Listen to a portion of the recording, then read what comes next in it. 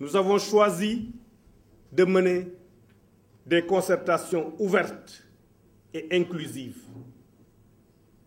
Il ne s'agit pas donc des assises des experts des questions d'éducation, mais bien des assises de tous les segments de la société, placés sur un même pied et dont l'avis de chacun est avis d'expert.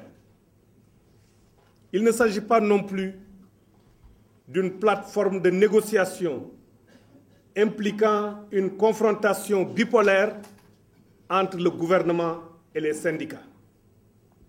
Ces négociations doivent se poursuivre, mais elles ne doivent en aucun cas influer sur la compréhension et le traitement des questions essentielles mises en débat pendant les assises. L'objectif d'appropriation de l'école par les populations commande que chaque Sénégalais, tous les Sénégalais, d'ici ou de l'étranger, soient dignes de participer aux assises et placés en situation d'apporter leur contribution à travers tous les espaces de discussion qui seront ouverts. Nous associons à nos travaux les amis de notre pays qui, de manière directe ou indirecte, sont aussi des acteurs de l'école sénégalaise, notamment parce qu'ils contribuent à son financement. En deuxième lieu, nous voulons des concertations sincères et franches. En effet, nous serons forcément confrontés à des questions difficiles, parfois à des questions que certains peuvent estimer tabous. Mais je puis vous dire que pour le gouvernement du Sénégal, aucun sujet n'est indicible ni indécidable. Au contraire, tous les sujets sont ouverts à la discussion et ce sont surtout les questions les plus difficiles qui exigent la construction de consensus forts entre tous les acteurs. Les contributions que nous avons reçues des syndicats, d'organisations de la société civile, des parents d'élèves et de citoyens au moment de l'élaboration des termes de référence, ainsi que le travail de consolidation accompli depuis quelques semaines par le comité de pilotage et le comité d'appui scientifique, me confortent dans la conviction que nous sommes tous prêts, que tous les sujets sont mûrs pour être débattus et que nous avons conscience que seule la vérité et le courage sur tout nous permettront de sortir notre système éducatif de la crise. En troisième lieu, vous aurez constaté que les objectifs que nous assignons aux assises sont tous tournés vers l'avenir de l'école sénégalaise.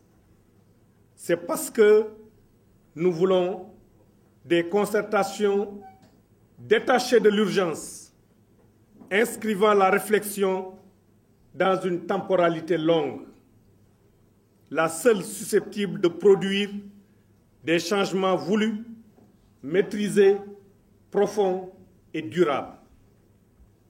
Il est certes vrai que certains défis doivent être relevés de façon urgente, mais ils doivent simplement être intégrés dans notre stratégie de changement et ne pas hypothéquer la formidable fenêtre d'opportunité que nous avons de nous entendre sur le chemin que nous allons emprunter ensemble pour répondre à la fois aux urgences, mais surtout aux défis structurels.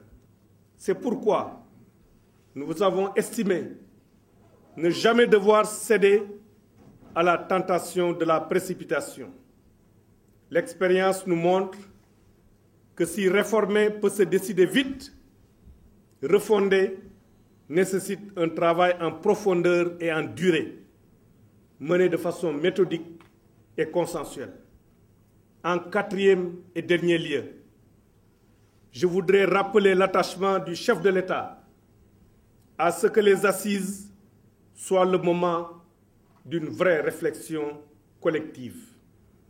Lorsque nous parlons de réflexion collective, il ne s'agit pas seulement de mots, il s'agit de sens. Une réflexion collective est pour nous une réflexion détachée des passions et des postures individuelles, affranchie des intérêts catégoriels et ayant pour seul guide l'intérêt général.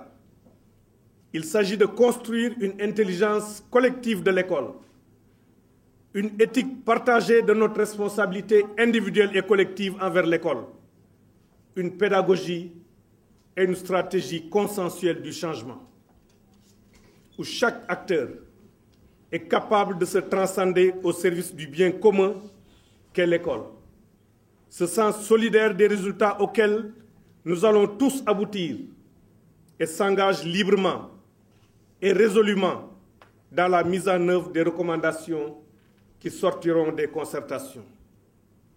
Le système éducatif a assez souffert pendant les dernières décennies de la confrontation entre les pouvoirs publics et les organisations syndicales. Confrontation dont les premières victimes sont les élèves. Pour que ces assises soient une nouvelle arène où l'expression des intérêts d'une profession ne trouve pour réponse que les contraintes d'un pays aux ressources financières limitées. Nous avons une responsabilité historique de dire, non pas ce que chacun veut pour lui ou peu en termes de renoncement et de sacrifice, mais plutôt ce que nous voulons et ferons ensemble, collectivement, pour l'école sénégalaise.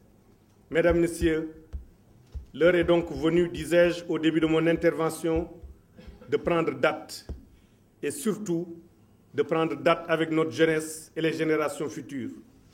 Le moment est venu, le moment est suffisamment important pour que tous nos concitoyens se sentent partie prenante d'une nouvelle histoire de politique éducative à écrire dans un monde de plus en plus exigeant où notre place dépendra de la qualité de notre école et des ressources humaines qu'elle produira. Chacun de nous, quelle que soit sa position, doit mesurer le poids de la responsabilité qu'il porte.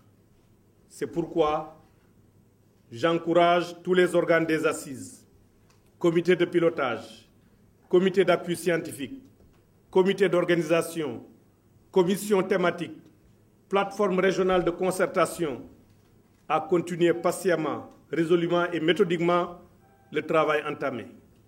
Ils doivent être les catalyseurs de la richesse des concertations et des propositions qui en sortiront.